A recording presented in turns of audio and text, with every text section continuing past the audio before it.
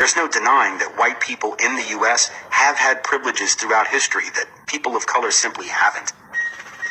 Consider the very first law passed by Congress after ratifying the Constitution, the Naturalization Act of 1790, which said that free white persons and only free white persons could become full citizens of this country. Basically, our very first law as a constitutional republic gave white immigrants privileges that black people and immigrants of color and indigenous Native North Americans weren't given. All of it based purely on skin color. And whether we want to acknowledge it or not, this kind of systematic white privilege and race-based favoritism is built into the very foundations of the country. In 1935, Franklin D. Roosevelt put his signature on the Social Security Act. Look at all the social programs that pulled the U.S. out of the Great Depression and helped create the middle class in this country. Programs like job insurance, which provided cash to people to give them a leg up as they looked for work. To show how job insurance works, let's introduce Steve, a Louisiana worker who has just lost his job. He goes first to the nearest state employment office to register for a new job.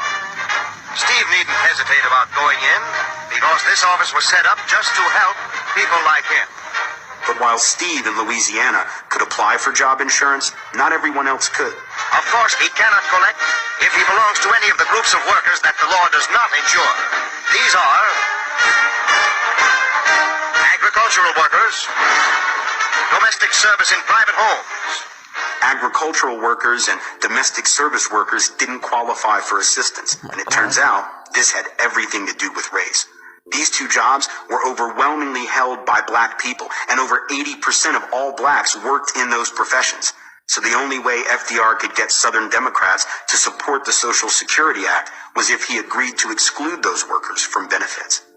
This was a conscious attempt by some in Congress to exclude as many blacks as possible, and the net effect of it was to give preferential treatment to whites.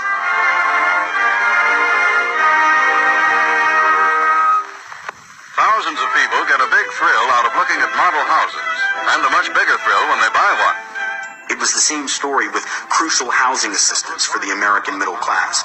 Loans provided by the FHA, the Federal Housing Administration, allowed working-class families for really the first time in American history to own their own homes. Home ownership is the basis of a happy, contented family life.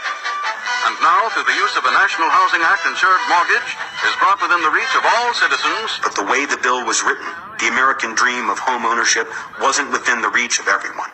For the first 30 years of the program, about 98% of the recipients were white. People of color were almost completely